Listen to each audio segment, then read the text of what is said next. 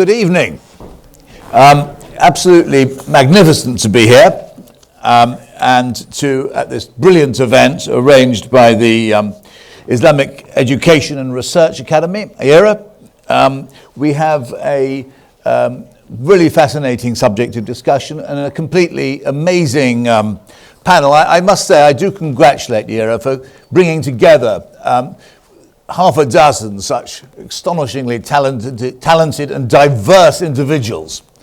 On my right, we have Fiyaz Mughal, Tel Mama, the counter-Islamophobia organization, Zara Faris of the Muslim Debating Forum, Muslim Debating Initiative, the one and only Anas Altikriti, Chief Executive of the Cordoba Foundation, whose reports I always read with such intensity and always learn so much from.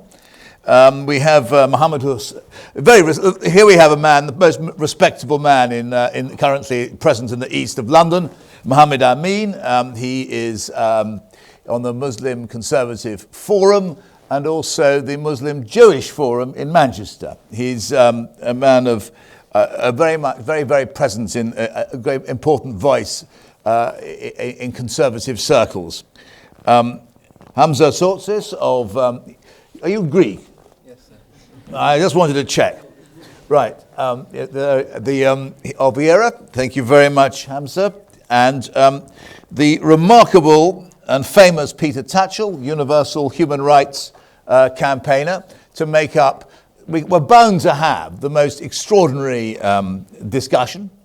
And I've been, Adili Hussain, who's organised it also brilliantly, has set down the ground rules. But as far as I'm concerned, the only ground rule I mind about is the first one. All speakers must respect the position of the chair.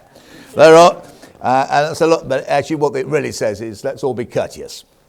On that note, I'm going to ask if a certain Akbar Hussain is present. Akbar, you have a question. I do, yes. To the panel, everyone. With the topic of debate being extremism, is Islam the cause or solution? The first question is, do we agree with how extremism is currently defined by the UK government? And what are the pitfalls and the problems that occur with how it's defined, if there are any? This is for the panel altogether.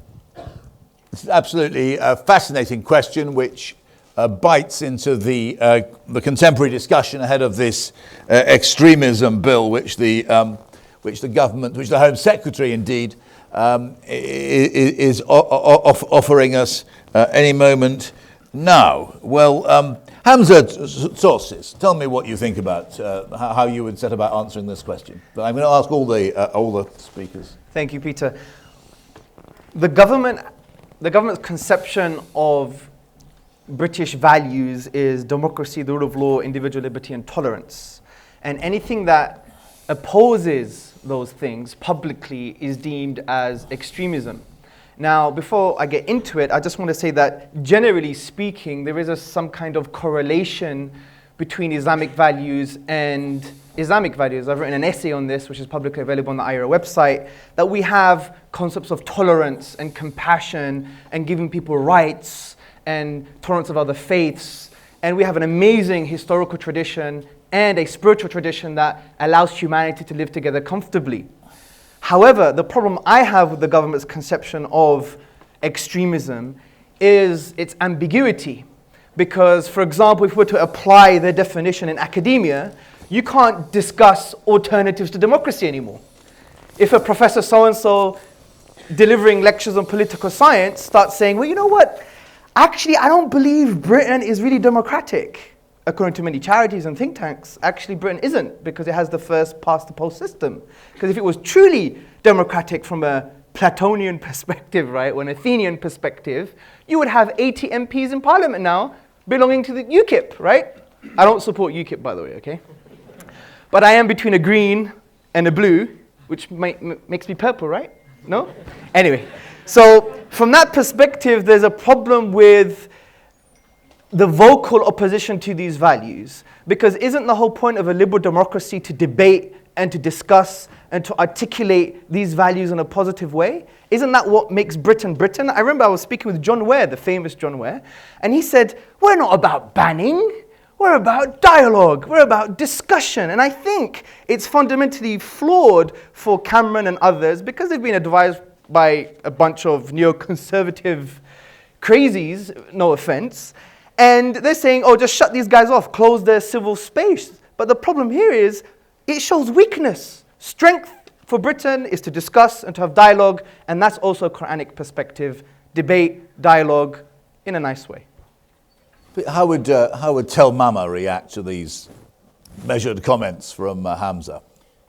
I mean, I think first of all we start off by saying that there clearly is an overlap between Islamic values and some of the core values that have been defined within the extremism strategy. So I completely agree with Hamza on this issue. I don't see a dichotomy between the two. I don't see a clear divergence between the two. So that's the first point I need to make. I think the difference I would take with Hamza is this, is that where people are discussing alternatives to democracy, for example, the prevent or extremism strategy should not be impacting on those individuals. And actually, in my understanding, will not be impacting on those individuals. So dissent is not what we are looking at here. Dissent is perfectly healthy in a democratic environment. What we should be looking for, and what I believe the prevent strategy is looking for, and if it's not looking for this and it is going into the domain of looking at people who dissent, I think that's where the problem may be with prevent and practice around prevent. But what prevent should be looking at, and the extremism strategy, is the context of the individual or groups making them. This is really important. It's the context of the groups and the individuals making them. So if somebody wants to dissent on democracy, that's not the issue that extremism and the extremism strategy should be looking at. If people are, for example, when I say context, the British National Party, which is a political party, but a British National Party dissenting on issues, for example, and saying actually that Muslims are the problem, I don't see that as fair dissent. I see that as an extremist position. Here's where you start to look at the differentiating factor. A Muslim speaking about alternatives to democracy, I would class as dissent. And so clearly we need to be clear. We need to be clear about what happens in practice and actually what is out there in perception. So supporting the a caliphate, for instance, that's dissent and not extremism. I would see support for the caliphate, if an individual is saying that, as being dissent, unless, for example, they are then going out there and curtailing the rights of other individuals and then saying that. You have to look at the context. So the contextual element is extremely important. So if you say, I support the caliphate, and then say, actually, you as the gay community don't have any rights in my caliphate, and publicly announce that, that's an extremist position. If you say, I support the caliphate, but actually, you know what, I dissent from democratic values, and I take that position, I don't see that as being a threat to the state. Well, Peter Tatchell, what do you make of this curious concept, extremism? Well, first of all, I'd say that free speech and freedom of expression are two of the most important and fundamental of all human rights. And they should exist for every human being on this planet, whichever country, whichever culture, whichever political system, and whichever faith they may hold. Free speech and freedom of expression are fundamental, universal human rights. And if we're going to restrict them, there have to be really strong, compelling circumstances. Many of you will know that the extremism disruption orders proposed by the government do go very, very far. They are extremely broad, extremely sweeping. And that is why I'm involved with the new Defend Free Speech campaign, which is being launched at the House of Commons on Monday, the 26th of October, to oppose these extremism disruption orders because they are far too sweeping, far too draconian, far too threatening to legitimate, valid freedom of speech. Having said that, I think for me, the red line has always been where people go beyond mere expression of hateful ideas or extremist ideas but actually talk about violence and murder of other human beings, whether that be a direct incitement to a particular individual or direct incitement to a class of people. So some of the speakers involved with the iERA are on record as saying that women who have sex outside of marriage, gay people, that Muslims who turn away from their faith should be put to death. And I think that is a step too far. But I wouldn't criminalize them, I would challenge them. I would only criminalize them if there was a direct threat to other people. So that's where I stand. I mean, many of you will know that some years ago, Sir Iqbal Sakrani, when he was the Secretary General of the Muslim Council of Britain, made some extreme and very inflammatory remarks against lesbian, gay, bisexual and transgender people. But he did not threaten violence against them. He did not say they should be put to death. So when the police sought to prosecute him, or it was suggested they should prosecute him, I defended his position. Much as I disagree with his stance, and people who hold similar views, I defended his right to hold those views and believe that the way to deal with such views is by challenging them, by having a debate, by putting them under scrutiny, by providing the evidence and the counter-arguments. So when it comes to whatever branch of extremism, whether it be far-right Islamists or the far-right EDL or BNP, I believe they should be challenged, debated, put under scrutiny. But when they go the step further to advocate violence or to justify violence against other human beings, that is a red line too far. And in certain circumstances, they should not be given a free speech platform because that's an abuse of free speech. And in circumstances, they should possibly even be prosecuted. Well, they're in breach of the law, aren't they, if you start advocating violence? Zara, Faris.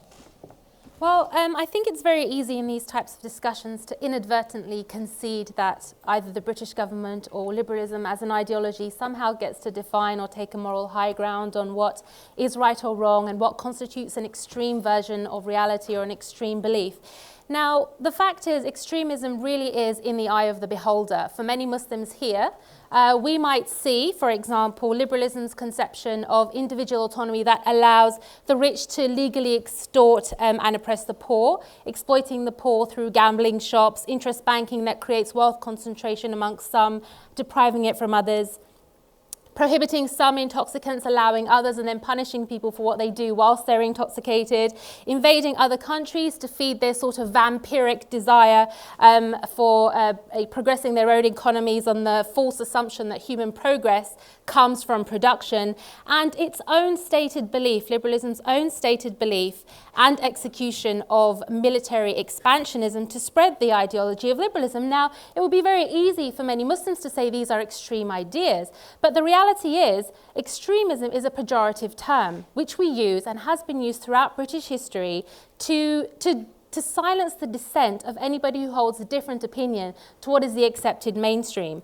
Now, the second point I want to make with regards to this is that the term violent extremism, which we often hear, it implicates ideology, particularly it implicates religious ideology, specifically it implicates Islam, without substantive proof of this. It's been severely debunked, to death by scholars and academics and countless surveys to show that, religion has very little to do with the acts of violent terrorists at the end of the day. So rather than kowtow to this term of extremism, which opens it up to the ambiguity that was referred to in the brother's question, rather than concede to this term extremism, that really puts everyone, it can put anyone under the spotlight. Why don't we just use the word terrorism to refer to violent acts of terror and allow people to hold differences of opinion amongst themselves, live and let live, to you your beliefs and to us ours, as long as people are abiding by the laws in the country, then that should be it. We shouldn't be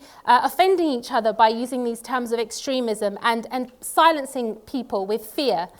And that's what, those are the two main points I'd like to start with this evening.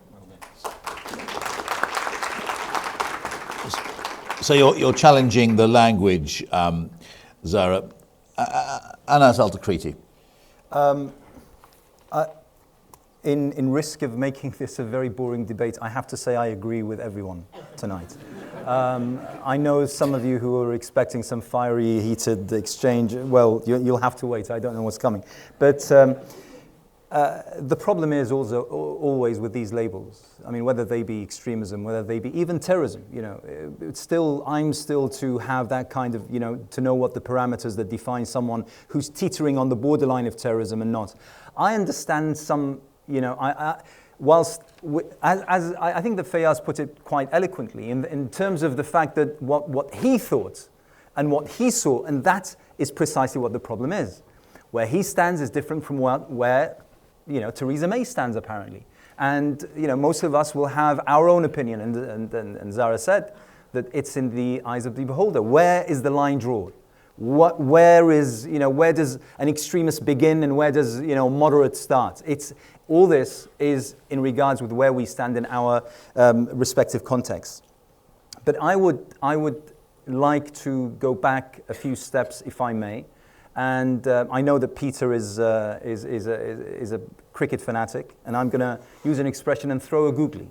I'm going to say here that I am incredibly unhappy whenever invited to talk about an issue that involves Islam and, in the case of today, extremism. Often I'm invited to events in societies, Islamic societies and universities and wherever, Islam and terrorism, Islam and the oppression of women and the such. I fear we have a problem. As a Muslim community here, and I'm talking to my Muslim fellows here, we shoot ourselves in the foot every single time we allow such a question to be asked. Simply because I'm allowing for a 50-50 chance. Whether, yes, Islam does condone extremism, whether it doesn't.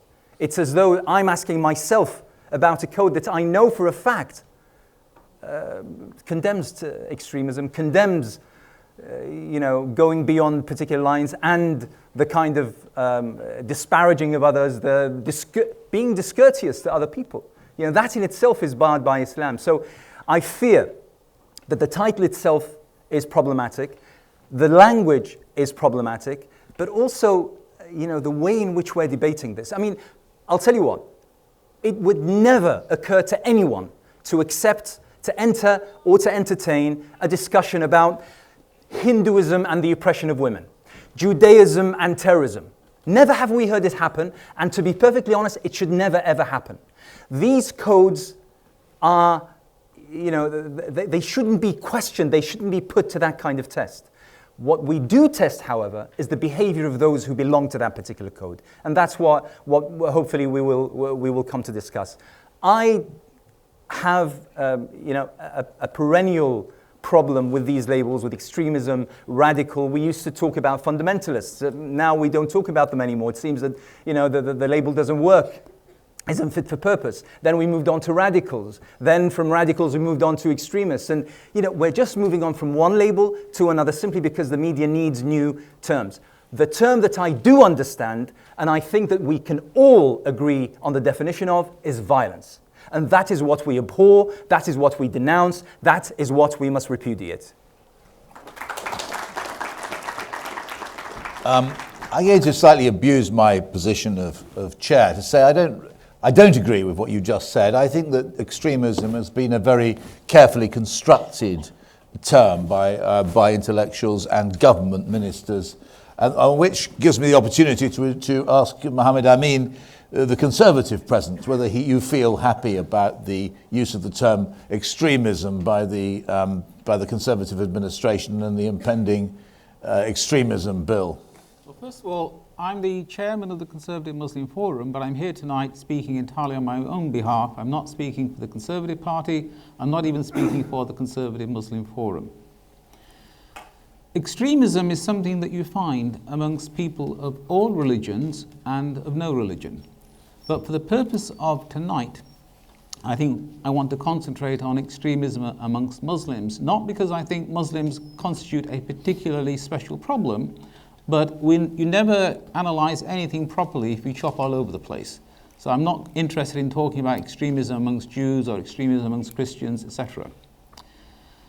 And in terms of analysing the categories a bit more, let's start with violent extremism. Violent extremism is the sort of behaviour that we saw from the 7/7 bombers, from the killers of drummer Lee Rigby, and from the many failed plots that there have been over the last 10 years in the UK, let alone elsewhere. I think everybody on this panel would agree that violent extremism is completely wrong. Where it becomes more controversial is the category which the government refers to as non-violent extremism. A non-violent extremist, as far as I'm concerned, is somebody who believes basically the same things that the violent extremist believes, but does not wish to engage in violence themselves. So, for example, somebody who thinks that the 7/7 bombers, Mohammed Sadiq Khan told us exactly what he believed. He thought he was a soldier fighting for Islam, doing the right thing, etc. Somebody else who's not going anywhere near planting a bomb, but who believes that Mohammed Sadiq Khan was doing the right thing, in my view, is unquestionably a non-violent extremist. Then, obviously, it gets more difficult as you get towards grey areas. At one extreme, you've got a completely normal, rational human being, full, equal citizen of our society. On the other extreme, you've got a non-violent person, but who really believes that Mohammed Sadiq Khan did absolutely the right thing. And in between is where you'd have to try to draw the line. But the Conservative government does seem to be saying that certain kinds of behaviours, certain forms of dress, Hazel Blears famously said, I think, praying 5 times a day was on the road to extremism. So, I mean, I wonder how happy you are with those kinds of socially reactionary attitudes. You may dislike them, but they're not extremist, are they? The government, as an example, has never condemned different forms of dress. Theresa May has been adamant in the UK we are not going to ban the wearing of niqab, for example. You get the odd lunatic Conservative MP with the private members bill trying to ban niqab, but in no way does he speak for the government. So I completely reject that. And Hazel Blears, well, I'm not here to defend Labour Party politicians, but I wouldn't pay any attention to what she says.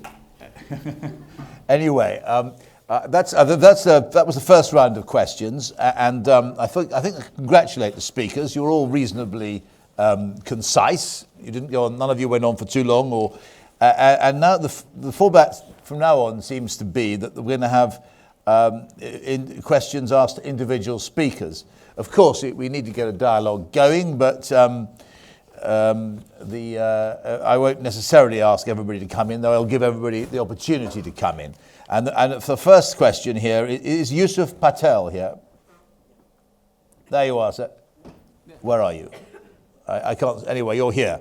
That's good. You have a question for Yusuf, for Fiyaz Mughal. Yes,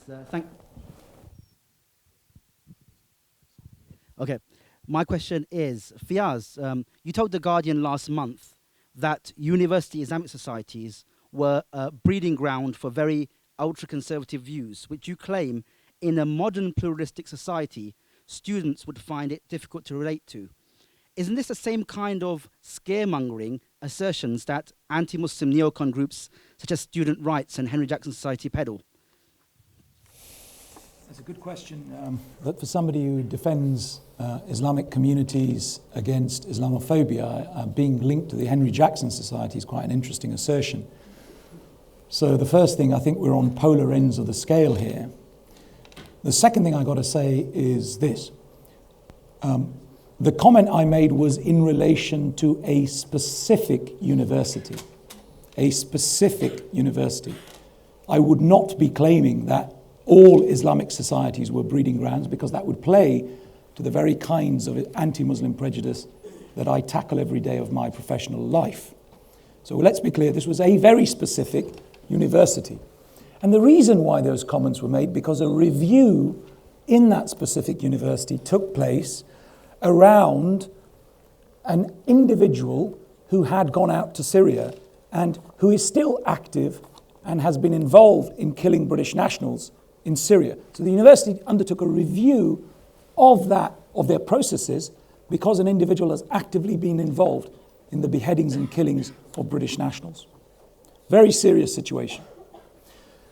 But what we found in an assessment of a variety of student associations. So this was not about saying, let's just talk to the Islamic Society, because that would be derogatory and prejudicial in its own right.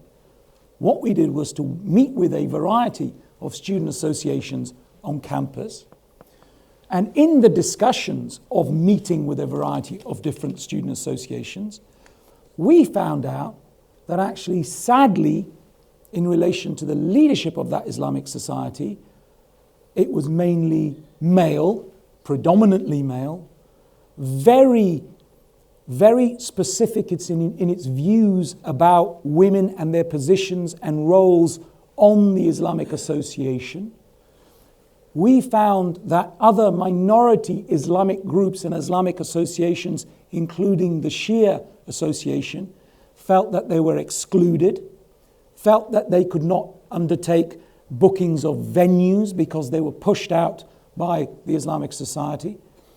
And we found Muslim women who felt that they were not listened to or derogatorily treated by the heads of these Islamic societies. Now, I ask you this question. As a student, the role of associations is not to exclude you, but to include you.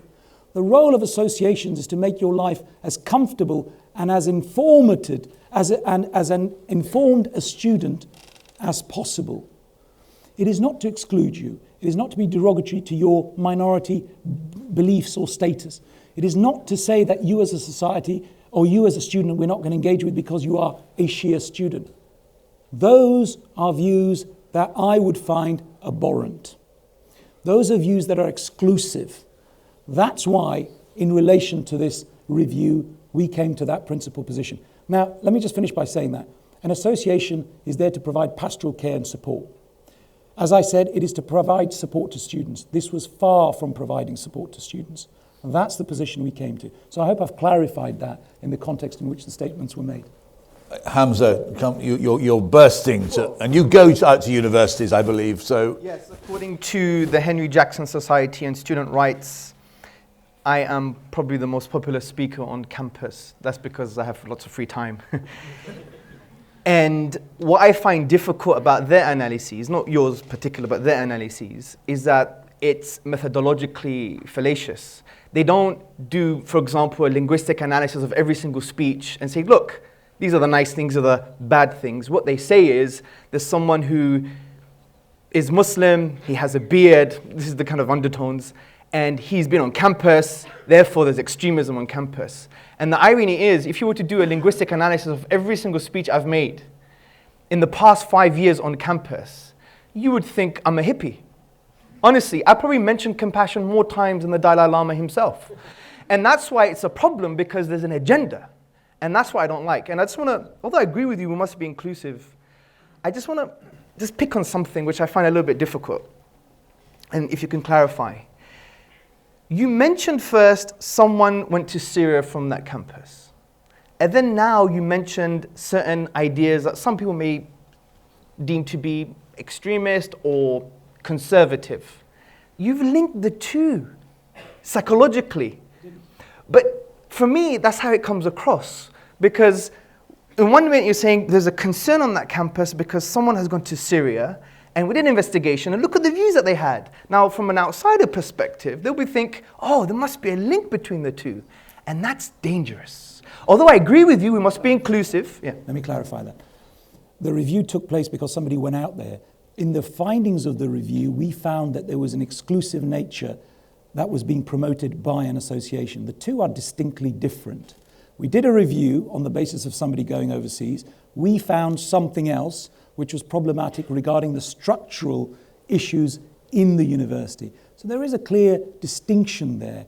Now, we need to be distinct in that, and I'm glad I've got the opportunity to be distinct, because actually what I don't want to peddle in my work, in my life, is anti-Muslim bigotry. That's the stuff I fight.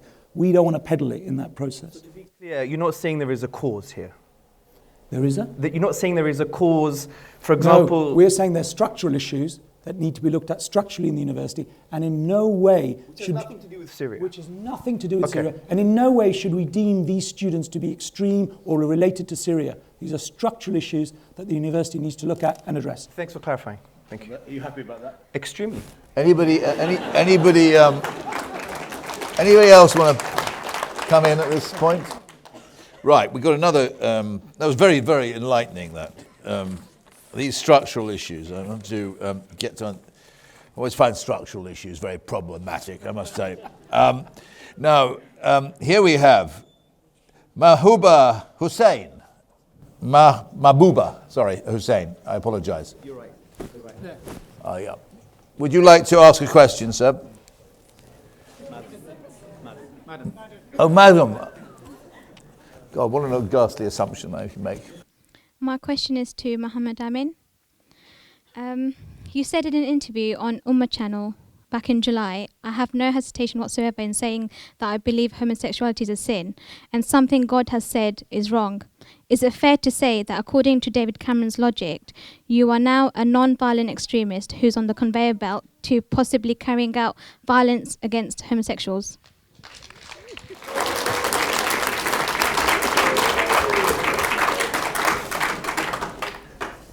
I'm tempted to be funny and say that at least on the conveyor belt with me will be the Pope and the Archbishop of Canterbury. But I'm an accountant, so I'm not allowed to be funny. It would be helpful to also include what else I said in that program about homosexuality, which was that I believe firmly that homosexuals are entitled to absolutely the same civil rights as everybody else in society, that although at a technical level I wanted to do equal civil marriage a different way, I support the basic principle that homosexuals should be able to enter into a legal relationship that gives them the same legal rights that my wife and I have as people who are married.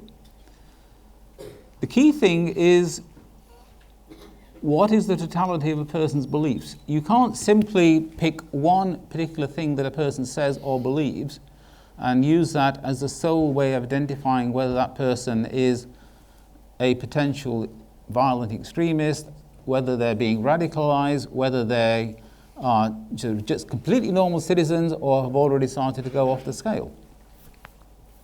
I'm glad you said that, actually. Thank you, because we get misquoted all the time. He said this in the prehistoric age, and therefore he must be this. Peter, bless him, he's got my dad's name. My dad's name is Peter. It's actually my middle name as well. Anyway, Peter said something about iERA speakers, and that's exactly the narrative. It's kind of a new inquisition.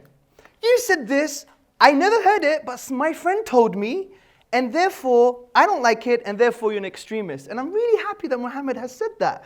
Don't misquote people, don't quote-mine them. Don't listen to Andrew Gilligan. Are you accusing Peter Tatchell of making a false statement earlier? 100%, I would ask him for evidence right now.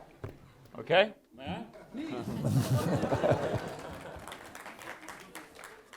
I'm going to put a question to all the panelists, but Hamza, you are on record, on YouTube. It's filmed, it's all there. You said that you reject the idea of freedom of speech and even the concept of freedom itself. That's what you said on the YouTube channel. You also...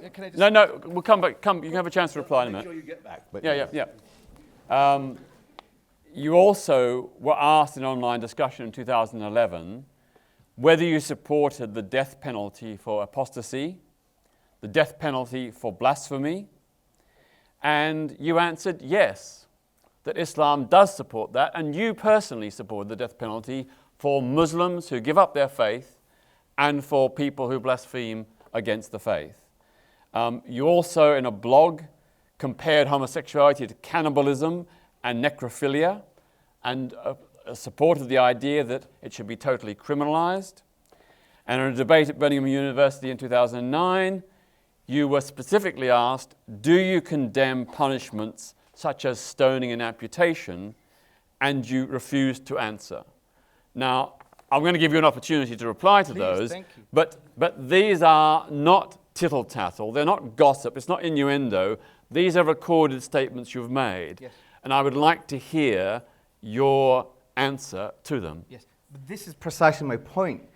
what you've just done is exactly what Mohammed Amin has been talking about.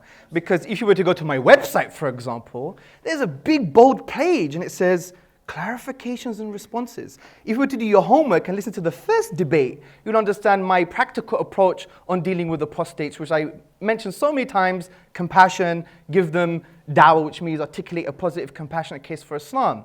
So the point here is, this is exactly my point. You take old stuff, you take stuff that is decontextualized, and you basically, look, therefore he's a nasty person. And frankly, that's really bad, because I could do that with you, for example. I saw an article last week that you said children should have, sorry for any kids in the room, they should basically masturbate together. Now, I don't believe that. But I'm saying it's been attributed to you. So I could get a page and say, Peter Thatcher said this, he said that, he said we should have, if a 9-year-old boy has, wants to make non-penetrative love to an older man, it shouldn't be a problem. Apparently you've been quoting a book on that. But I'm not going to say that was you. Do you know why? Because I'm human. And I'm not ideological. And I'm not a neo-inquisitor. And that's the problem with your narrative, Peter. And I do like you. Because, Green Party, it's good to be green. The whole room's green. But the point here is I just want to highlight the strategy that you follow, which is a very kind of Maryam Namazi strategy. It's a kind of, almost like it's nasty. I'm a human being. Not once have you emailed me to say, what do you really mean, mate? Did you say, have you emailed me before? Have you said, Hamza, what do you say? What do you really mean? And what Islam teaches us to have debate and dialogue. Now, if I have a different conception of the rule of law, by the way, the rule of law came from Islam. Look at your history, non-Muslim academics, woohoo, yeah? Now, basically, if I have a different conception of the rule of law, I'm not advocating violence. All the time I even teach my kids, be compassionate to people, whoever they are, homosexual, non-Muslim, whoever they are, be compassionate, because the primary essence of Islam is to articulate a compassionate case for our values. Full stop. So, now, so you're saying that all those YouTube videos, they're all false and fabricated? No. Of course I'm not saying that. What I'm saying is... You certainly can. No, what I'm trying to say is... We're going to bring you in. Just Zara coming in. Just very briefly, we seem to have gone full circle to the beginning of the debate. I mentioned very briefly that there has not been established any connection between any sort of particular religious beliefs and the track to violent acts of terrorism or violent terrorism. And yet here we are again discussing particular religious beliefs as somehow being dangerous and a threat to society. These are intellectual beliefs that different people hold. And however they may be, I'm sorry to say, mischaracterized by Peter, I'm not going to go into the depth of why that is. I just want to unless anybody can demonstrate the opposite, let us proceed perhaps on this basis. Now, reviews by MI5, Gallup, Pew, Demos, scholars, I've got a list of 10, Rick Coulsat, Olivier Roy, Mark Fallon, Mark Sageman, John Hogan, etc., have all demonstrated that religious beliefs and religious ideology have nothing to do with the decision that a person makes to go and commit an act of violence. So why are we still here discussing, frankly, moot points, which I would reserve for a separate debate? And in terms of ideology that leads to terrorism, if we really want to discuss this, I've got one quote, just one. Again, I've got plenty, but I'm going to share one. Quote, political liberalism allows the supreme emergency exemption. This exemption allows us to set aside in special circumstances the strict status of civilians that normally prevents their being attacked in war. This was John Rawls, one of the grandfathers of liberalism. Now, Osama bin Laden and many others like him, when they have committed whatever they've committed, how often have they cited a religious verse that says they are allowed to do this? Now, I'm not saying this, researchers are saying this, they don't cite them. Rather, they cite either defensive or retaliationary verses, which are, again, wrong because they don't use them correctly, but also they say that they are imitating the liberal West. They say we are imitating either what the war on terror is doing in Muslim countries or what liberal countries have done in the past through colonialism, World War II, Churchill bombing Dresden with firebombs, killing 20, 30,000 civilians. There's a whole history of this. Every single colonial adventure has involved the targeting of civilians. That's terrorism that we don't tend to relate to its ideology of liberalism. So if we are going to talk about ideology, maybe we should talk about that. Peter Tatchell. I want to put a question to each of the panelists. Not about what they've said in the past, but what they now believe. I'd like to ask each individual member of the panel the following 3 questions. Are there... Point of order. I have a point of order. I have a point of order. To be honest, I think we're really going on a tangent here. And to be honest, I'm not here to be interrogated by Peter Tatchell, and I don't think that it matters. By the way, even if today each and every one of us concurs with you, the fact of the matter is, outside there, nothing's going to change. Tomorrow's Sun and the Daily Mail, which Peter Oborne writes for, is going to say the very same sensationalist, demonizing things about Islam and Muslims. That is the problem. And therefore, to be perfectly honest, I reject this structure of now Peter Tatchell taking the chair and asking each one a fair point, questions. Peter. I don't think that's proper. This is supposed to be a dialogue. Yeah, but I think you can't... Hang on, we've got a large audience here. I could just ask a simple question. 3 questions you seem to want to ask. Very simple, very I mean, it's a lot... I'd like to say something, if I may, Peter. Listen, once again, I said something which I'm not totally sure that I conveyed it clearly, but once again, we are exactly in the, where we always end up. Seeming to talk to each other, but actually not really changing things. All of a sudden, and this is where I have a big issue, all of a sudden, I'm on trial. Peter, I am on trial. As a Muslim, today my religion, my faith, and my character is on trial. And that is something that I continue to reject. I'd love to have a debate, but you know what? The conditions of the debate are totally absent. When we have a debate, you and I have to be equal. You and I have to be absolutely on the very same page. You and I have to be able to talk our minds and speak our minds according to the very same values that each one of the panelists spoke to in the very first round of questions. Unfortunately, in the real world, they don't exist. What is really on trial today and right now is the truth of the British value of tolerance. How tolerant are we really? We're not really very, very tolerant, are we? Because whilst Mohammed Amin spoke absolutely brilliantly, and I agree to the letter of what he said, but the fact is, Mohammed Amin, your party right now is writing up laws that will criminalize each one of us here who believes, for instance, in the rights for the Palestinian people to resist an occupation in Israel. That is the truth. So I think we should recalibrate. I think we should recalibrate the discussion so that we actually have a discussion. And with all due respect, Peter, I would love to have, let's meet for coffee next week. I would have no problem answering each and every question. But right here, right now, I reject the notion that once again, Islam and Muslims are on trial. No, we are having a discussion and a debate. You have every right to ask me whatever question you want. And I want to ask each of the panelists a question, which you can answer. You can interrogate the panel. We have an audience here. You're a member of the panel. I think that you are making demands which are unfair. This is supposed to be a free and open debate. Yes, indeed it is. Therefore, the panel should be able to ask questions of each other just as much as the audience. You're asking 3 questions, Peter. You're a very distinguished man. You're one of the greatest. There are 3 related simple questions. I don't... Let me ask the question, please. Well, you can. I'm not going to. You can ask the question, but I have thought about this, and I don't think you have the right to interrogate the panel like the Spanish Inquisition. Well, then this is not a free and open debate. It's a debate. That we can't ask questions. You're saying I cannot ask a question in the same way that I accept that other panelists can ask a question of me. You have to understand that your questions are in a particular social political context. What you have to understand is this. In a liberal society, we're allowed to have different conceptions of the rule of law. No one disagrees with the rule of law.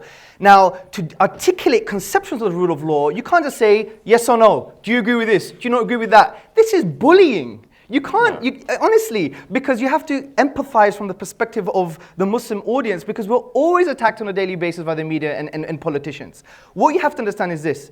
Number 1 rule is we are allowed to have different conceptions of the rule of law. That's a given. But to articulate that philosophically and discuss it on ontological foundations, you can't do it by just saying, let me test if you're a liberal or not. 3 questions, sir. It's not going to work that way. This is called a debate. In a debate, everyone has a right to make questions. It's a debate and not an interrogation, Peter. Fiyaz Mughal. It's asking a question. Okay, just on a personal note, I have no problem answering your questions if you want to ask them. That's me personally. But let me come back to this issue, because here we have the crux of the concern. Look, on a personal note, I believe Islam has many of the answers of some of the issues we are tackling around extremism today. And I firmly believe that, okay? A lot of these individuals, as you had mentioned, a lot of the individuals, and I've dealt with a lot of these cases, a lot of these individuals have no understanding of Islam and are going out there to conduct extremism. They have absolutely no understanding of Islamic values. They make it up as they go along, okay? Let's be clear about that. But we also need to be aware, and I'm saying this, we also need to be aware of the fact that there are individuals who are versed in Islamic text, who selectively pick out what they want to promote in a political context. So this is another problem we have to deal with, but we need to deal with it within the Islamic context. So al-Baghdadi is a well-versed individual in Islamic theology. Al-Baghdadi has developed his knowledge with a PhD in some of the best universities in Iraq and Syria. So he knows Islam inside out. Al-Baghdadi is promoting a version of Islam many of us will find repulsive. That is not what we believe is the true Islam. But we have to have this discussion. Now, I know Baghdadi's view of Islam comes through a politicized and his version of what he has experienced, some of which was through an experience through being a prisoner. So he's coming from a certain viewpoint of what his political position is. But we have to ask these questions because they are difficult questions. But I think to defeat the narrative of what individuals like Baghdadi are saying, we need to have that discussion and debate. We all know it's not the Islam that many of us adhere to. But I think Islam can provide the solutions, but we have to have those difficult discussions. Now we have a question from the audience. Excuse me, Peter, we have a question. No, I'm sorry, I'm not. I was invited here on the No, you're not going to run this panel. I'm running this panel, Mr. Tatchell. Good. I'm running this panel, and I'm not all. Freedom of speech. This is it's nothing to do with freedom of speech at all. Now, can you? I'm sorry. This is nothing to. Debate. There's a question from you. Zamir Yusmani has a question for Peter. And You're not going to interrogate each member of the panel. That's the end to it. They have a right not to answer the question. I have a right. No, you're not. I'm not going to have it. You're not going to interrogate.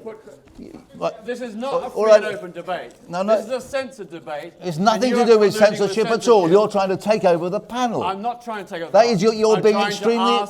It's nothing to do with censorship at all. You're invited along. I've given you lots of time. I'm sorry, I'm not. That's I not. was invited We have a question. Can you shut up now, please? please? I'm not going to shut up. Yeah. I'm not going to shut up. Well, I mean. I am not going to shut up until you. Zamir, I'm not going to have it. You're not. This is not an interrogation. This is nothing to do with free speech. I am asking the question. Thank you. Look, and Zamir, I will not keep quiet Crikey. until you let me ask the question. This debate is not about censorship. It's about free and open debate. There's an audience. You're abusing your position. There's an audience here. There's several hundred people. They've come here to ask questions. You're not. You're there to answer the questions and debate. I am going to continue asking the question all night. Crikey. The question to the panel is this. No, Zamir Usman. You don't have to answer, but are there any circumstances in which you would support Sharia law? Are there any circumstances in which you would support Sharia law punishments, such as execution for blasphemy, apostasy, women who have sex outside of marriage, and homosexuality? And are there any circumstances in which you would support Sharia punishments, such as stoning and amputation? I invite my fellow panelists to answer those questions, to clarify any doubt. You're not compelled to answer. You can refuse, that's fine. But it would help clarify what you say are false accusations.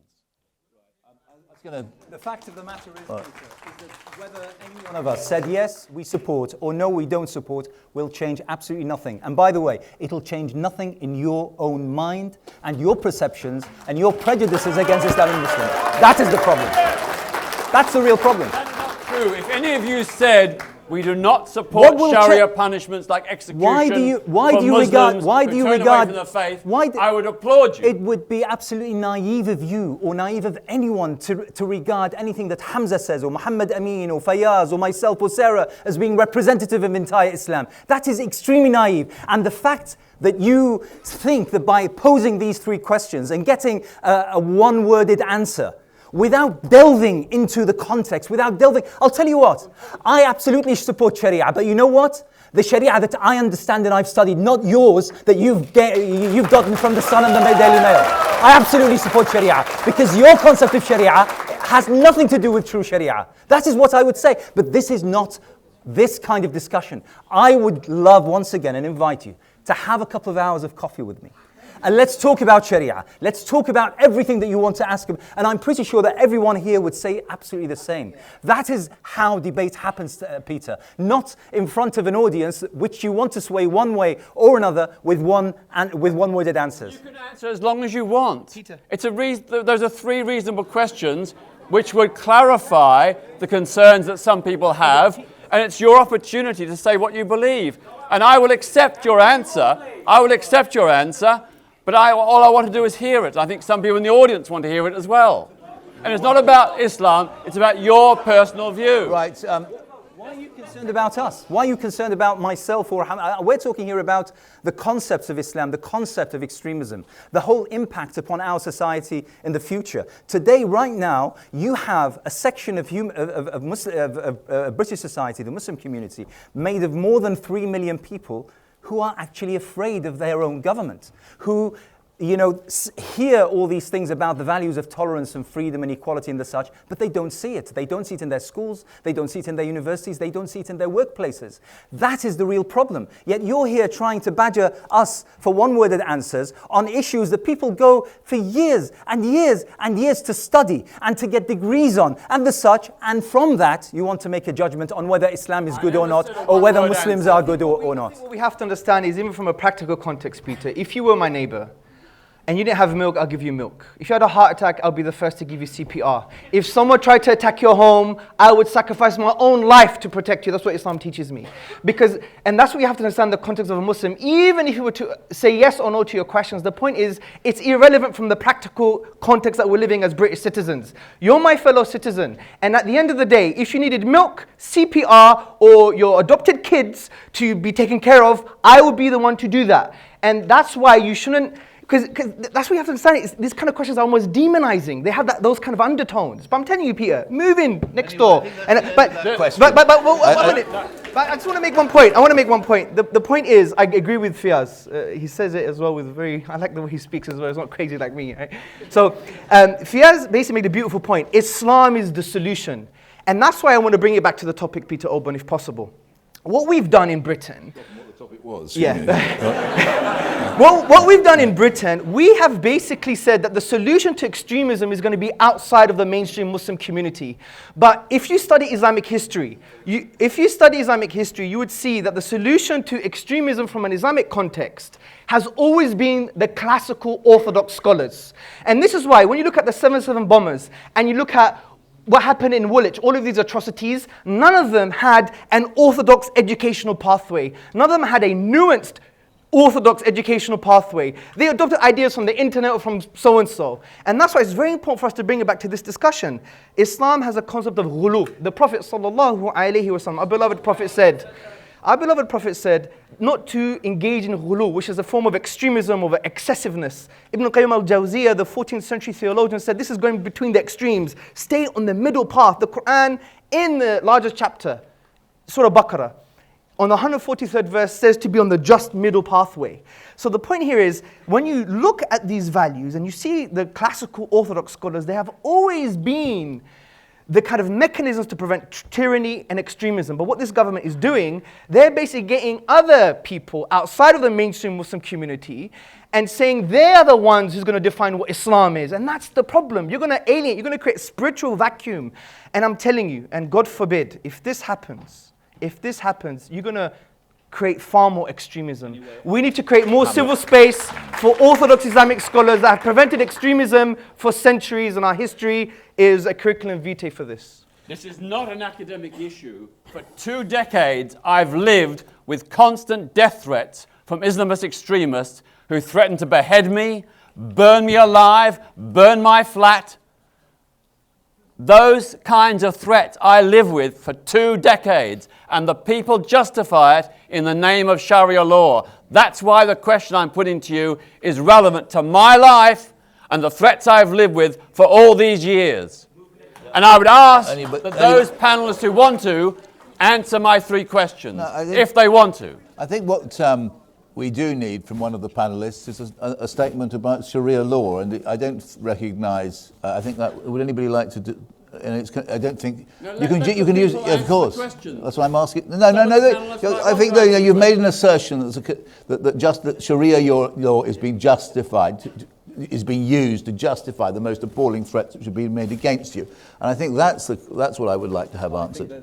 I think that everyone. Zara, do you want to come in? I would like to come in on something. I'm not going to indulge, unfortunately, your wild characterizations of Islam. I am going to say something about another hot word. I'm going to say another thing about another hot word which comes up frequently, and that's caliphate. So what you've described are very sordid, twisted versions of what you think this is. Now, the caliphate, essentially, a just, pluralistic and accountable government in the Muslim world, is something that is so integral to Islam. I'm not going to be shy of this topic, and Muslims shouldn't have to be shy of this topic and say that the caliphate is an integral belief of Islam, so integral that the reason we have Sunnis and Shias is because we simply disagree on who the caliph should be. This is how mainstream and integral the belief of caliphate is for Muslims. It's not something that is accepted only on the fringe, or is some kind of, Fox News version that you perhaps have received, or I don't know what. 65% of Muslims, Morocco, Indonesia, Egypt and Pakistan, have said that they want the unification of the Muslim world and the re-establishment of the caliphate. This is the world's public opinion poll in the Muslim world. A just pluralistic government, according to Islam, according to Sharia, are they extremists too? Or does the minority set the mainstream in your opinion? This is not something that you can bully people into saying, reject caliphate, reject Sharia. It's not going to happen. These are fundamental values and beliefs in Islam. And just to come back to something that Fiyaz Mughal touched upon earlier, which was about Baghdadi being very well read, and so he is obviously adopting some kind of opinion of Islam. I have to say this is incorrect, because a lot of the time in the Muslim world, and in fact anywhere, even the war on terror, religion is invoked for the veneer of legitimacy and nothing else. The Bush administration invokes the war on terror as a battle against Satan with an army of God. Hamas invokes religion to legitimize ceasefires as well as attacks. So which is it going to be? This is cultural ignorance to not understand that when people use religion, in the Muslim world particularly, they are invoking the primary currency. They are invoking what they think people will respect as authority. These are not any sort of accepted or fringe interpretations of Islam. This is politics. That's what it is. Go on, Anas. If I may. Just a couple of things. Peter, the problem with the questions that you put, and by the way, I join with Hamza in the fact that you'd find that the vast majority, if not everyone here, would also stand up in your defense if anyone dare to cross that line and harm you physically. That's something that we as Muslims, we do. But let me say this, and that, by the way, that is what ought to, and I agree with Hamza, that is what ought to concern us. I don't care about what my faith or my belief of my neighbor is, as long as they are good neighbors. I don't care about my boss and his faith or his ideology, what he thinks of me or my lifestyle, as long as he treats me fairly. That is how we treat each other as human beings. We don't, and this is, coming back to my own issue with the bank. I told Peter when making the Radio 4 program that he did, I said, my problem with the whole decision about closing down my accounts is that it wasn't made fairly, simply because they took my political views rather than my financial affairs into consideration. And that is counter-democratic. Now, I would come back to this. The problem with your line of questioning, which, by the way, I have essentially no problem answering them, but again, I assert the manner and the place is not correct. But I would say this. The problem with your line of questioning is that Muslim students across the country, up and down the country, are being asked those questions. And it's not just about, well, just give me an answer and I'll move away. No, they won't move away. The fact is that those students might be, they might be expelled. Their parents will be summoned. Their lifestyles will be obliterated. I can cite at least 13 families from London and within the M25 who've had their entire lives obliterated because their 7, 8 and 12-year-olds were summoned before a committee of teachers and head teachers, asked, what do you think about Sharia? What do you think about Palestine? What do you think about this and that? And upon those poor boys and girls answering, without any kind of background knowledge, any kind of, from recollection of their discussions with their parents, they were expelled from their schools and their families were... I'd deplore that and have opposed it. And that is why we ought to condemn the line of questioning itself, because it's wrong. The line of questioning is wrong. You're an adult, you're not the a line child. of questioning is entirely wrong. Now, if we want to have a proper debate, and I think this is what essentially we are talking about today, if we want to have a proper debate, we need to address our respective positions as human beings, about our human values. We have agreed to live on these islands as a multicultural, multi-faith, multi-ideological society. People who respect each other. We might disagree. I might abhor homosexuality, but yet I have no right whatsoever to disrespect you or to be discourteous to you. Nor, never mind attack you or physically harm you. That is what matters. I don't mind people hating the fact that I'm a Muslim. I don't mind them, abhorring the sight of my wife wearing the hijab. That doesn't concern me as long as I am treated with my full rights intact, with my humanity being acknowledged, and with my right to believe in the way that I believe, and my right to exercise in the way that I do being totally intact and unharmed. That is the main thing that governs our society, and that is how that debate should be constructed. You agree with that? I think you agree with that, don't you, Peter? Absolutely. I have, on all my human rights work, going back nearly 50 years, defended Muslim people against prejudice, discrimination and hate crime. I'm a patron of Tel Mama. I've supported the Palestinian cause since 1970 as one of the founding members of the Palestine Solidarity Campaign. I've defended Muslims who have been falsely charged with terrorism like Hisham Yeza and Rizwan Sabir, Herbie Al-Mari and Faiz Baluch. I got those last two guys, the best lawyers in the country, to defend themselves and to successfully defeat those terrorism charges. So I stand with you against the demonization of Muslim people. I make a distinction between people and ideas.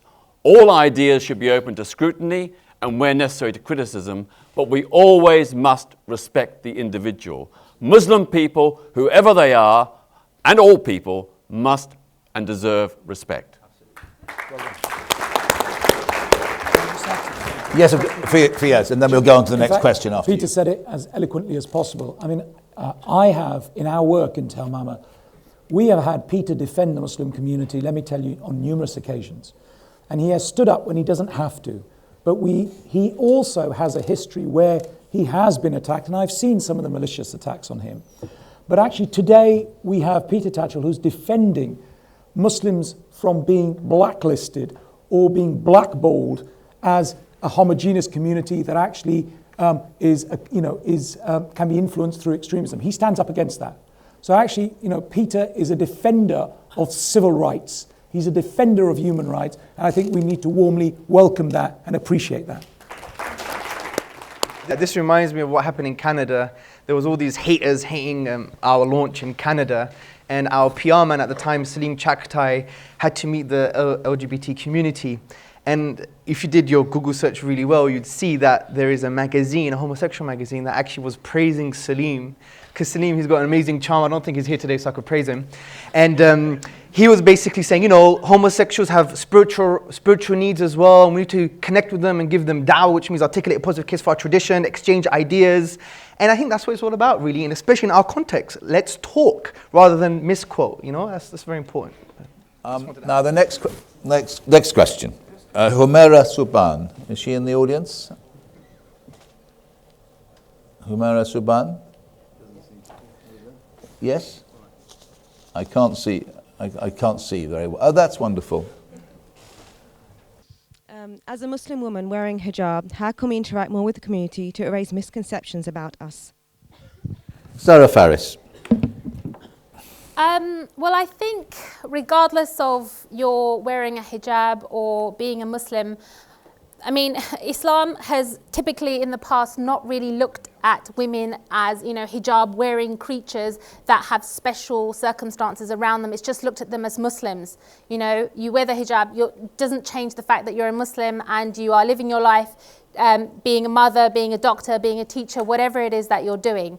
And I think the greatest testimony or service that any Muslim woman can do is to simply live her life the way she was planning to live it, and not being deterred by other people's misconceptions about the hijab, saying that, oh, perhaps this will inhibit you in any way. It doesn't inhibit you. It allows you to do, it actually facilitates you to go out there and do whatever it is you want to do without sort of, you know, added distractions or all this kind of thing. So in terms of interacting more with the community, I would say unless you're living in a sort of bubble, your interaction with the community is inevitable. And the hijab shouldn't dictate anything in terms of how you do that. Rather, being a good citizen and living the way that you're planning to live, achieving, striving to do well, that's all that we should ideally, in an ideal world, be focused on. Unfortunately, due to increase in hate crimes, etc., these are different concerns of security rather than interacting to combat misconception, but rather we actually need now different protections to safeguard us from potential attacks. So I don't think the Muslim woman wearing the hijab primary concern today is exactly how to interact, because unfortunately part of the discussion has gone beyond that, and now it doesn't matter what you say to people, it doesn't matter what you tell people about the hijab or why you wear it. There are sort of preconceived ideas that can't be changed. We have to worry about things like violence now. This is the world we're living in. This is the world that Muslim women and Muslim men who are overtly Muslim with beards, etc., this is the world that we're living in. And I would like to sort of tie that into the discussion today. Now, we're having this discussion because Muslims face censorship on discussing our beliefs. That's what extremism does. This term extremism is about censoring Muslims from expressing certain beliefs or opinions. And I think we keep going off on a tangent, and I'd really like to keep the discussion on that reality, that this is a case where, yes, many people face oppression, Peter has faced threats and things like this, all different people face different kinds of problems. This debate here today is on the government potentially censoring Muslims from expressing legitimately held opinions. And I think I would really like to bring the discussion back to that, if at all possible. Can I come back to this? I agree with everything that Zara said, and coming from a family where my wife, my three sisters are all postgraduates and professional ladies and doing extremely well in their lives and their families, it sort of beggars belief that we're still under this kind of illusion that a Muslim woman wearing hijab is somehow undermined and oppressed. You ought to come to my family house and see how, you know, oppressed I am and my dad is. You know, that's oppression for you. But no, seriously, today, and I think that most of us have seen that abhorrent clip of that pregnant Muslim woman being abused on a bus in Wembley a couple of days ago, and by the way, that is happening a lot. Mm-hmm. That is happening a lot. I mean, I personally don't use the public transport that often, maybe twice, 3 times a week. But over the past year, I've seen at least 2 or 3 similar attacks, 2 of them against women, 1 was against a gentleman, and all of them Muslim.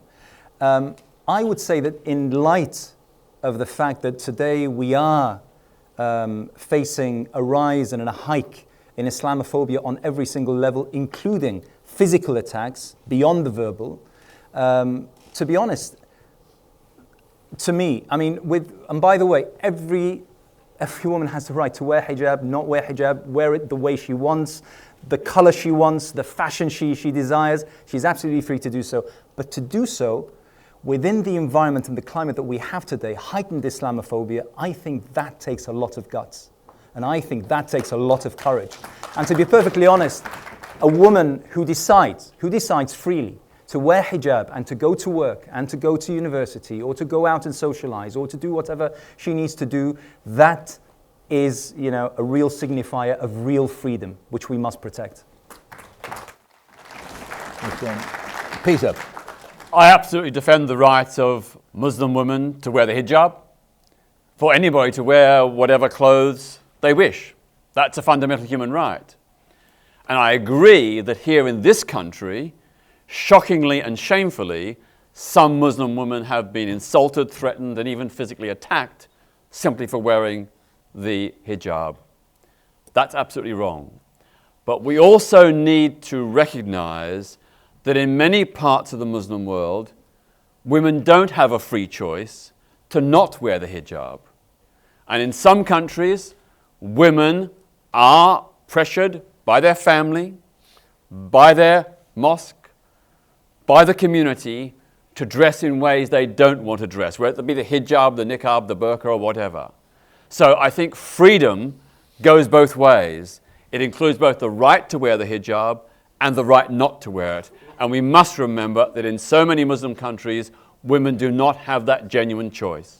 But just one word. I mean, I absolutely agree. And in our construct, in our religion, according to our values, compulsion on every single level, in fact, the very pinnacle of faith of being a Muslim or otherwise, you know, that is an absolute freedom of choice, and that freedom must be protected. So on the level of dress and the such, that is absolutely a given. But the problem is, Peter, Do you agree that all Muslims are free to leave Islam if they wish? That is, we'll have that discussion when we have. Of course they do. Of course they do. For me personally, of course they do. Absolutely, because it's said there in the Quran in black and white. If you wish, you can read it, you can understand it. It's in about 7-8 words, which describes la ikraha fi din. There is no compulsion in religion. But again, that's a discussion that we can't just resolve right now between us. We need to have a discussion. We need to go back and seek certain sources. But let me say this, Peter. The fact is that we continuously, in this kind of discussion, and this is again where we go wrong. And once again, I think that we as Muslims, because we engage the discussion, we sort of legitimize it. The problem is that we have bad marriages, we have abusive partnerships, we have abusive spouses, we have bad parents, but that doesn't mean that we sort of eliminate the institution of marriage. We have fraudulent companies, but we don't eliminate the private sector. There are bad apples within Islam, as there are bad apples within any kind of faith or ethnic community. We have to recognize that. But the fact is that today, in today's, again, heightened Islamophobia, one of our problems is, and I'm pretty sure that Telmama has come up with report after report outlining this, is that headlines virtually every single week that mention, crimes committed by criminals. But when it comes to a Muslim committing that particular crime, it seems as appropriate to mention that culprit is a Muslim. A Muslim father, kills his daughter because she went out, with a Christian lad or the such. All of a sudden, when it doesn't really matter what, Jimmy Savile's religion or faith is, I still don't know what it is. It's irrelevant. It's irrelevant because he committed a crime, and so does the equation happen when a Muslim commits the crime. That is where we have that particular issue. So I totally agree with you that yes, there are countries that enforce that kind of law. There are those kinds of societies, either from cultural reasons or from political reasons, whatever they may be. But that does not at all impact on the code of Islam or the vast majority of Muslims who are free to choose whatever they want to dress in. Yes. If I just go back to what you had suggested, I think we need more positive role models, and obviously the British Bake Off example of Nadia is the best actual example of breaking down barriers and getting people to empathize. What we're talking here is about empathizing and building that connection. So absolutely we need more good role models. And clearly you're absolutely right. Look, since the 3 years we've been doing our work, it was very clear over the 3 years, women who are visible, who wear the hijab and the niqab, are the ones that are targeted at a street level. That all of the evidence sadly corroborates that. So I think there are 3 things we can do as members of the Muslim community. Clearly, first is role models and stepping forward. It's not easy in an environment where there is a sense of fear. I get it. I feel it in Muslim communities. There is a sense of fear. And we need to build confidence in our Muslim communities to step forward. So what do I mean by that is I find in a lot of cases which the police want to take forward around hate crimes, the victims don't want to move forward with the case. They don't want to move forward. So where the police are saying, come on, I think we can get prosecution on this, to show the public that this is unacceptable behavior, a lot of Muslim women are saying, I don't need this, I don't want this, I'm not moving forward. So we need proper implementation, but we also need confidence in the Muslim community to move forward. But we certainly need good role models. articles being written in the newspaper that rebut a lot of the headlines we see, because there is a toxic daily diet of this.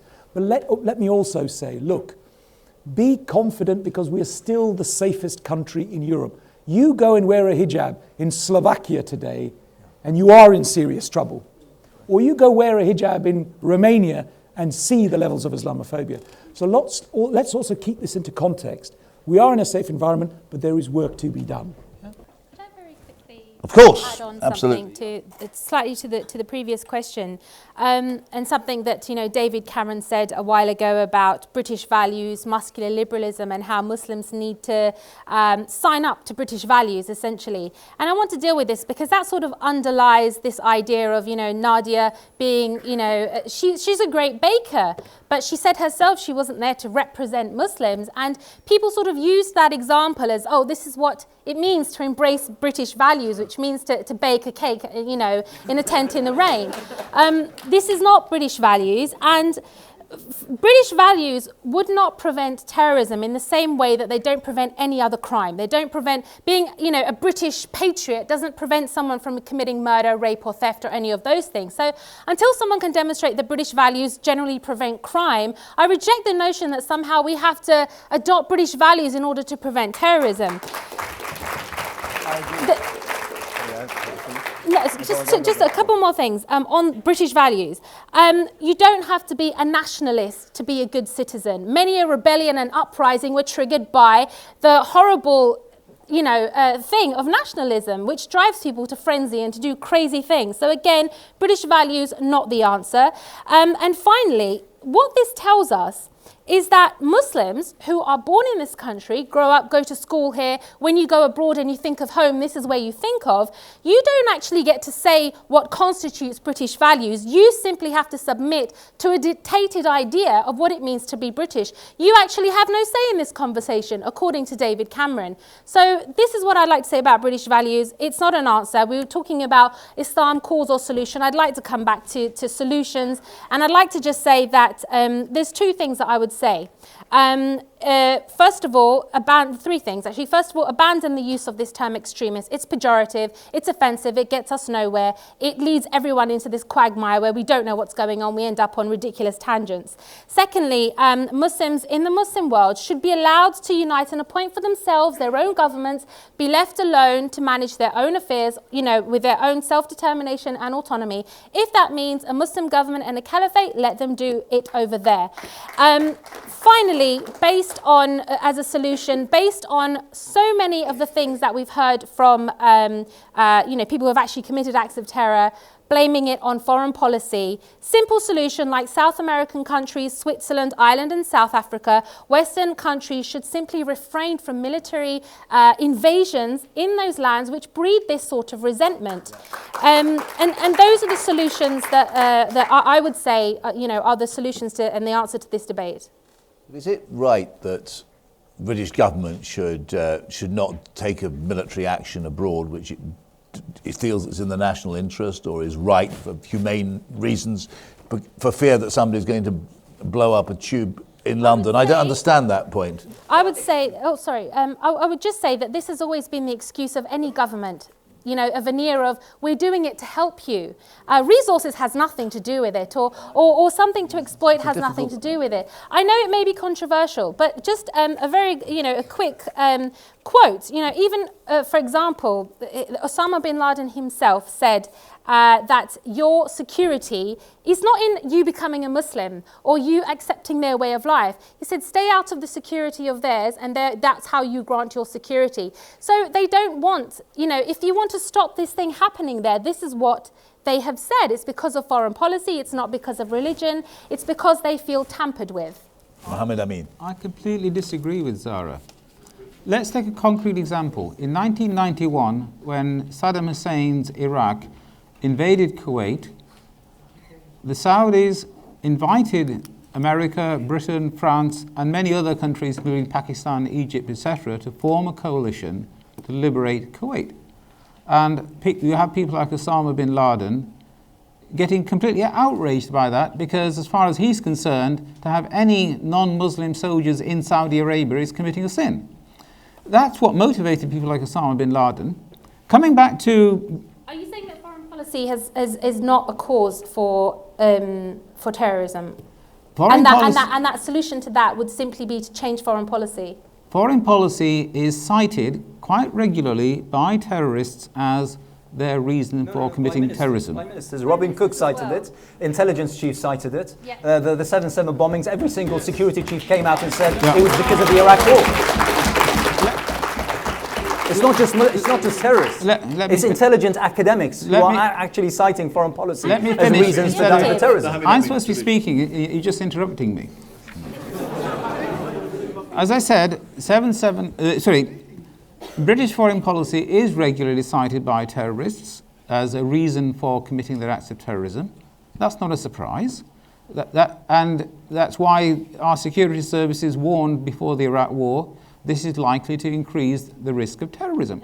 We do not base our country's foreign policy on whether or not some people might then be motivated to commit terrorism. We base it on, as Peter Oborne said, the national interest.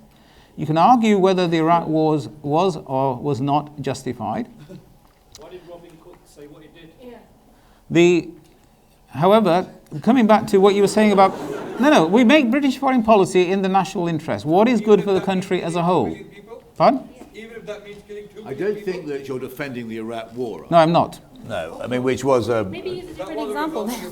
Well, let me give you another example. When we intervened in Sierra Leone to save Muslims, our present intervention in Iraq is to help one group of Muslims defend themselves against another group of Muslims. And I totally support what we're doing in Iraq today. We intervened in Bosnia. We intervened in Bosnia, we intervened in Kosovo. The problem is that it's fine and proper talking about national interests, and no one on a theoretical level, conceptual level, would disagree with the fact that it's fine and proper to fight a war in order to defend national interests. The problem is with the people, with the operators, with those who pull the trigger, the people who make that decision. Unfortunately, we don't have moral, we don't have well-informed, we don't have just people pulling that trigger. We don't have, people of a sane, reasonable outlook or attitude towards international affairs that are devoid from personal interests as well as party interests and financial interests that are making those decisions. That's the problem. So the concept itself is fine, but the problem that you have are the operators. We choose our government in this country. Yeah, but that doesn't. We chose Tony Blair, yet he did what he did. We had the dodgy dossier. Conceivably and hypothetically, if you wish, and I'm sure that you'll concede, we could again have a government which is democratically elected, yet make a decision which ultimately turns out to be something akin to what Tony Blair did. One more question in, which is going to be for you, I believe, Peter, but you wanted to come in before. Just very quickly, I mean, I don't accept this idea of British values. What are British values? There are no values that are uniquely British. There are values that many people in Britain share, which are also shared by billions of people in other countries and other cultures. There are universal human rights. That's what I support. And I defend them for people of all faiths and no faiths, all cultures, all nations. So I think it's really wrong to frame this in terms of British values. And just the final point I'd say is that when it comes to persecution, lots of persecution is motivated by lots of different reasons. Some of it is religious, some of it's political, some of it's by disordered psychopathic individuals. But my concern is just about the practicalities. I campaign against Saudi Arabia's persecution of Shia Muslims. I campaign against Iran's persecution of Sunni Muslims. I campaign against the pogroms against Muslims in India and the pogroms against Hindus in Pakistan. All those forms of persecution are wrong, whatever the motivation. And I think we have to just get back to this principle of universal human rights for everyone. Stick to that and we can't go wrong. Hamza, did you want to come in? Yeah, I just wanted to bring it back to the British context in terms of dealing with the problem of extremism. And as I said previously, and I want to maybe get some discussion around this because it is related directly to the topic, is that the minute that we alienate and we demonize mainstream orthodox scholars, callers to Islam, educators, is the minute we're going to create a spiritual and social vacuum where extremism is going to increase. Because the Muslim community likes its leadership, its people, its educators, its du'at, as we say in the Arabic language, and its ulama, its scholars. Doesn't mean they agree with everything they say, but there's healthy respect. Now, the minute you remove them and you demonize them and you misquote them and you do a Gilligan job on them, right? The minute you do that is the minute you create this vacuum. And then after, what has happened is the government has now selected organizations or people that do not actually represent the mainstream Muslim community. Some of them are not even Muslim, for example, and they're going to define to the Muslim community what Islam is, what extremism is, and what they should be believing in. And I think that's the biggest problem. We haven't discussed this yet. My humble view is this: if we look at the 1400 years of really good Islamic history, yes, there's been ups and downs, it has been all rosy, but we have some good history. And we have seen that the ulama, the scholars, the du'at, people who were learned, they had a nuanced classical orthodoxy behind them. They understood the concept of ghulu, which was extremism, exaggeration, going to the extremes. And they were the ones that always maintained the balance of the Muslim community in every situation, whether the minorities or the majority. And I think that needs to be discussed, and we haven't really said, yes, this is actually a practical solution in Britain. And it leads me to this last point. If you want to articulate a case as a woman wearing hijab or not wearing hijab as a Muslim, I truly believe one of the solutions is as follows. Number one, engage in da'wah. What does da'wah mean? For those who don't know, is to articulate an intelligent, cogent, compassionate case for your religion. The minute you share your values, what you truly believe, the basis of what you believe in, is the minute that people are going to see the human relevancy behind it, and you're going to engage, even if you disagree. The next point is engage in community activity. We have a new department in iERA called One Community, and we say it's our one community, Muslim and non-Muslim. We're here to do good. The Prophet ﷺ said, love for an-nas, for people, what you love for yourself. And there's other traditions, and there's different kind of authentic traditions based upon that concept, which ideally means love the truth for them, but also love goodness for them. So just to finish, give blood, help people, clean the roads, and at the same time tell them why you're doing that. And I think that's a good start. Because many of us, we don't even know our next door neighbor that's non-Muslim. And I think as the Muslim community, we need to revive this spiritual tradition that the whole community is our community and we're here to take care of them, Muslim and non-Muslim. That's a wonderful. Now, Zamia Usmani, it's a very brief final discussion, but Zamia Usmani. Brother Peter Tatchell, since 70s, I was impressed by his fighting for the humanity and human rights. But I read recently that he supports the Muslim cause, but he says he does not agree with the Islamists. So I want to, the Islamic, who is Islamist? So far I know, a person who knows Islam, he knows the scripture, and understands it. I don't know what's the definition of Islamist, Brother Peter Tatchell. How would you define Islamism?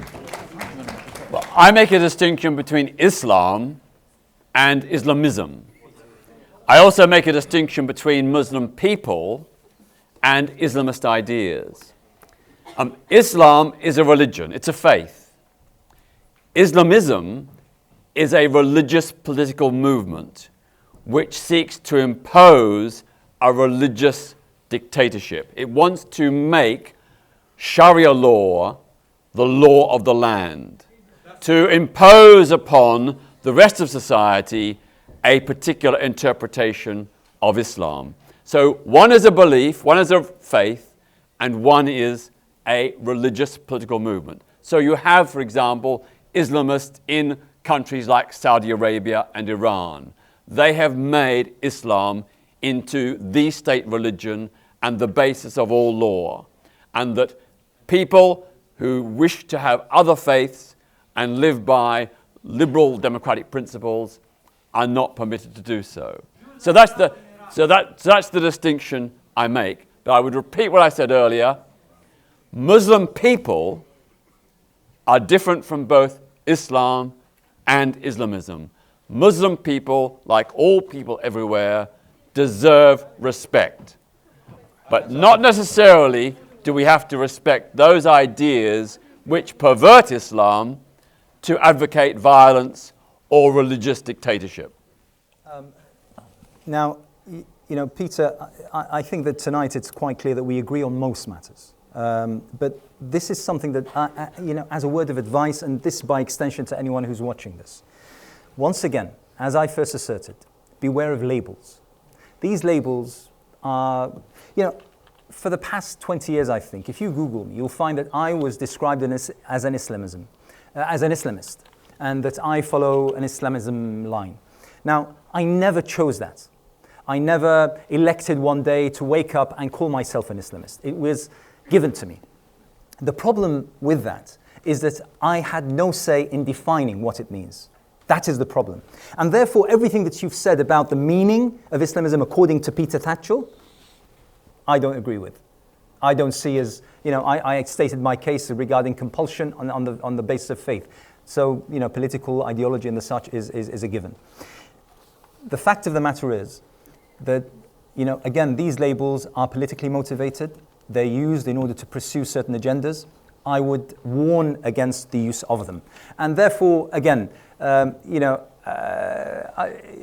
if you were to ask me about the real meaning of Islamism, it would be my wish to bring the values of Islam, the construct of Islam into real life, to work Islam, to act Islam. Like Hamza said, he outlined some simple stuff like sweeping, in front of your neighbor's house or going and lending a hand to an elderly neighbor. That is, to me, Islamism. That is the essence of Islamism. And in regards with political organization, and this is where I have a real problem with the concept of political Islam that we have somehow managed to criminalize. Political Islam is the right of Muslims to organize on a political level. Why is that such a bad idea? Why is that such a bad idea? And this is where, and by the way, you've mentioned two examples, and those two examples are repeated time and time again. Saudi Arabia, Iran, Saudi Arabia, Iran. I'm one of the most, if I was to apply for a visa to go to Saudi Arabia, in fact, if you and I walked hand in hand into the Saudi consulate in London, applying for a visa, you are more likely to get that visa than myself. But I'll tell you this. Once again, you really need to understand the construct, political, ideological, and social. To say that Saudi Arabia somehow is a religious construct is faulty. It's not true. There is a religious backing to it. There is a religious spine to it, but it's essentially political. Saudi Arabia cracks down on its political dissidents far more than it does on people that don't pray, in mosques or don't wear the hijab, believe you me. And the same goes for Iran. Iran would readily crush any Shia if they were to become political opposition. So it's political constructs that use the guise of religion or a particular sect or ideology. So once again, I think there is a lot for you and for us, all of us, to catch upon, to read upon, and to really educate ourselves so that we know exactly what we're talking about. Once again, I don't know what Islamism means. I've been called it. I've been called an Islamist. I abhor the fact that for you that means that, I'm somehow here on some sort of mission to behead anyone who chooses. Well, well, in a sense you have. Well, not about me per se, but about anyone who's called an Islamist. That is problematic. I gave a very clear definition, and I hear what you say, but I made that distinction precisely in order not to demonize the wider general Muslim community, because most Muslim people in Britain do not support Islamism as I defined it, as a religious political movement, as a religious political movement that seeks to establish a clerical dictatorship. Most Muslims in Britain do not support that, and I think it's really important to drive that home against the narrative of the EDL and BNP, who are trying to demonize all Muslim people. Peter, but aren't you as well almost like a secular version of an Islamist? Because you said there are universal human rights. I'm not disagreeing with you, I'm trying to be devil's advocate here. There are these universal human rights. Also, wouldn't you like to impose secularism on a nation? Secularism is not about imposing anything. Secularism says no religion is privileged, all faiths and no faiths are equal in the public sphere. Forget terms for 1 minute. Yeah. Secularism is a worldview, right? Is it a worldview? It's not a worldview. Well, what is it? Define it for me then. Secularism is a belief that there should be a separation between religion and the state. Okay, which is a belief and it's a worldview. Therefore, it's a set of ideas, right? Good. Yeah. Islamism is a set of ideas, right? So one wants to impose itself, so does the other one. No. Well, it does. Of course it does. Wait a minute. Let us be fair here. I'm not trying to attack you, right? I'm just going to be philosophical because I've just enrolled in for a postgraduate certificate, so I'm ready to go. So what I'm trying to say, the philosophy behind your assumptions and your statements is that you have the moral high ground, or that you already presume that secular dictatorship is a must, right? There's no dictatorship under secularism. Okay. Secularism goes hand in hand with democracy. Let me ask you another question. And freedom for all faiths. Let me ask you another question. In fact, can I say, it is in the interest of Muslims everywhere to support secularism. You don't have to sell it. You don't have to sell it. Wait. Yeah, I do. Because where they don't have secularism, for example, in Saudi Arabia and Iran, Muslim minorities are persecuted. Okay, so many Muslims in those countries want a secular state so they can live in freedom and worship freely without persecution. Here's a scenario, okay? Listen to this. I went to Leicester, had an interfaith program in Leicester, and amazing people, families were there, I felt loved, right? And the Christians there, they're British, ethnically English, and they said, we feel like a persecuted minority in this secular state. Now, so they feel persecuted. Now, if you were to study Islamic history, for example, you see that a lot of Christian minorities actually flourished. So from that perspective, for them, they probably think that Islamism is actually a good thing for them. Now, the reason I'm saying this, I'm not trying to make a moral judgment here. The reason I'm saying this is that your definition is not philosophically robust, because at the end of the day, secularism still wants to impose itself. No. Of course it does. Secularism has to be a freely chosen decision of the people. So you wouldn't mind if 99% of this country decided to follow a form of non-secular doctrine, you would accept that? In a democracy, the majority should rule, but providing there are no human rights abuses. No majority. So you are against no majority but you still has the have right to take away the rights of one. Hamza, I think we've given you your opportunity to interrogate Peter Tatchell. I didn't want to interrogate him. It's a philosophy. Yes. It's fine. I love this. Philosophy lesson. But the fact is that you're just doing what we stopped Peter from doing. So I'd rather. It's fine. Anybody else in the panel want to make a yes, Mohammed, and then we. Islamism is a political program wrapped in the language of a religion. It's a modern 20th century innovation. It was created by Maududi in the Indian subcontinent at a time when the prevailing intellectual ideologies were fascism and Bolshevism, and he produced his own version wrapped in the language of Islam. It's a totalitarian ideology which is intended to oppress people from being free. We've got about 2 more minutes left. I'm just going to say, trying to attribute this, idea that Islamic totalitarianism is somehow originated from, one particular sect and not another. Again, it's not from any version of Islam. That is, sometimes people like to blame it on so-called, Wahhabism or this sect or that sect.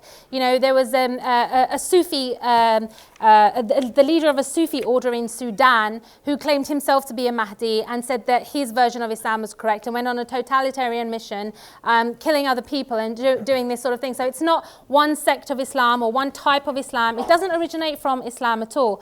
But it seems that we finally got round near the end of the debate to what I would hope would have been perhaps more the start of the debate, which was to talk about the causes of what we seem to be still calling violent extremism, but what I would say terrorism.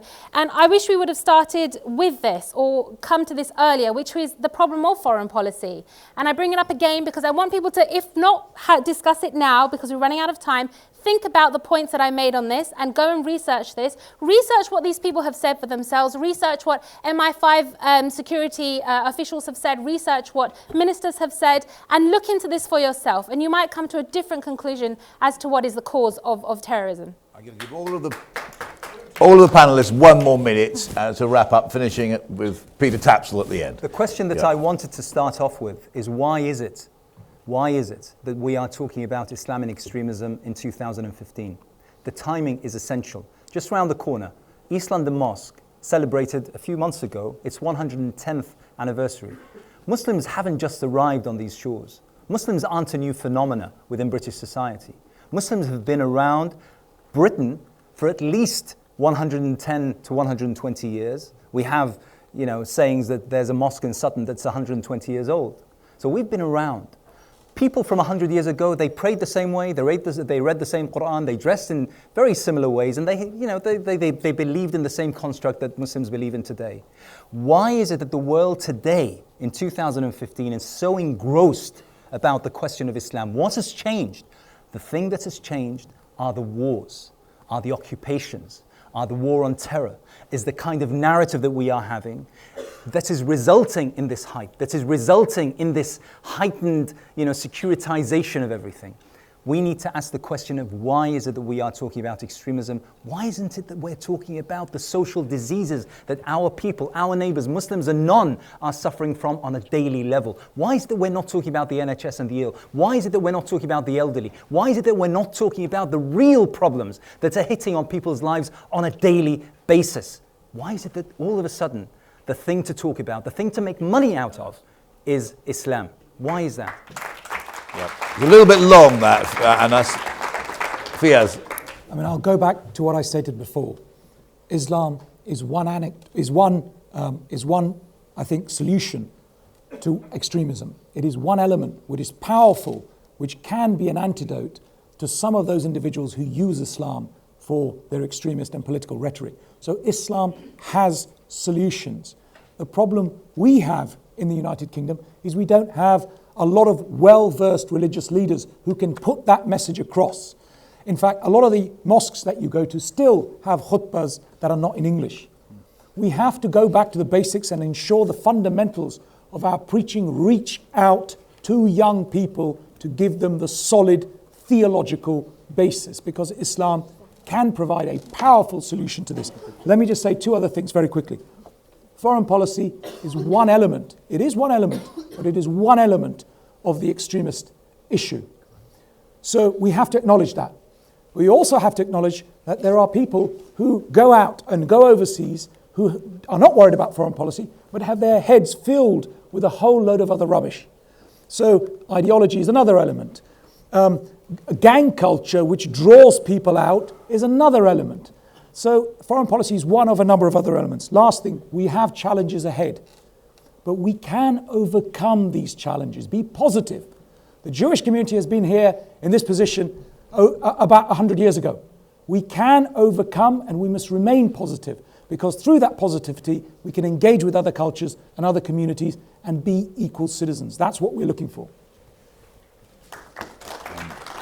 Mohammed, Amin.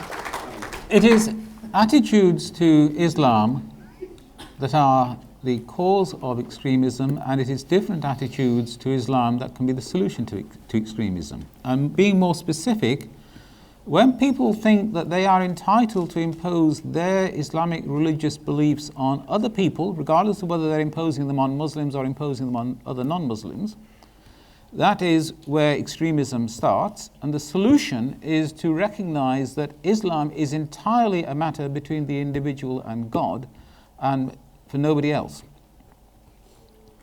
Hamza. Yes, it was great being here with you guys. It's been an absolute pleasure. A few things I'd like to say very briefly. The first thing, I think the Muslim community should engage as the Prophet ﷺ engaged, which was to be a beacon of light for all people, to be compassionate and to articulate a case for what he believed in. And a lot of Muslims should do that. And I think we should be inspired by Peter. The amount of campaigns he's been involved in is more it's like, you've had more campaigns than I've had hot dinners. It's like, So it's inspirational from a human perspective to see that he's so engaged in all of these campaigns from Iran to the North Pole. Next is going to be in Mars, yeah?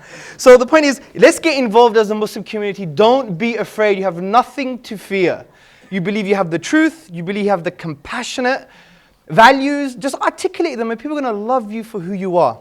The other thing is start to do good deeds. Start to express the Quranic values and the values of the Prophet Muhammad upon whom peace to your wider society. We don't know what our neighbors are doing. A lot of neighbors are depressed, Muslim and non-Muslim. A lot of neighbors are going through divorces and issues, and they've got issues concerning poverty, and we need to help these people. If you read the works of the 11th century theologian Al-Ghazali, he wrote a whole compendium on the rights of the neighbor, which means Muslim and non-Muslim. And he went so much detail to include the psychological welfare of somebody. So we have to be almost spiritually worried, thinking, if Peter was our next door neighbor, is he okay? Does he need anything? And if we did that, I think we would change not only this country, but the whole world. God bless you.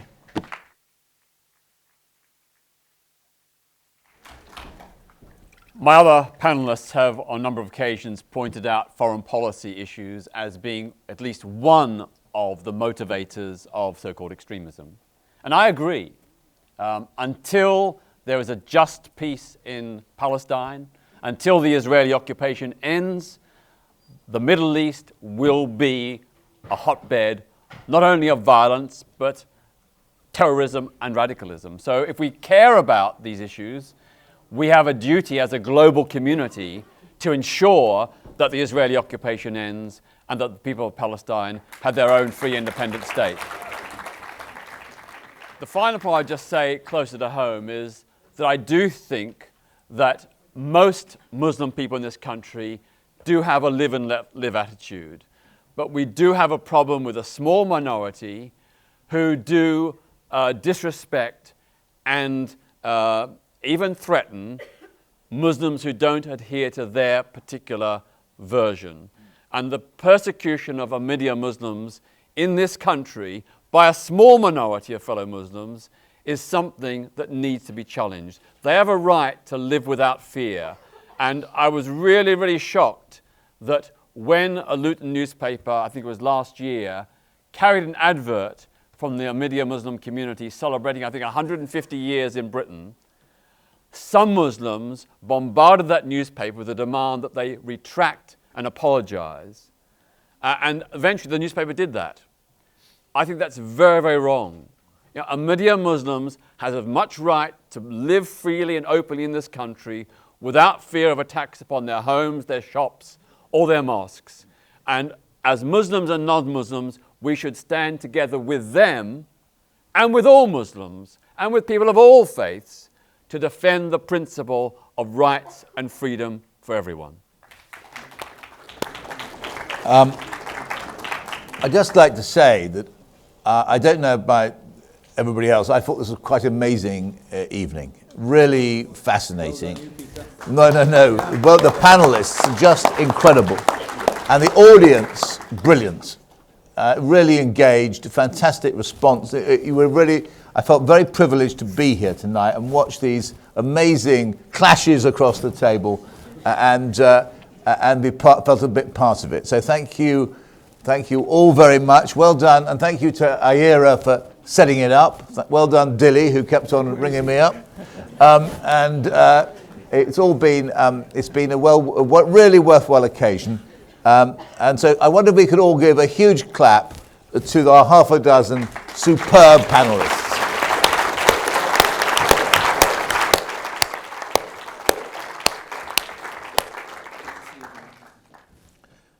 Thank you very much.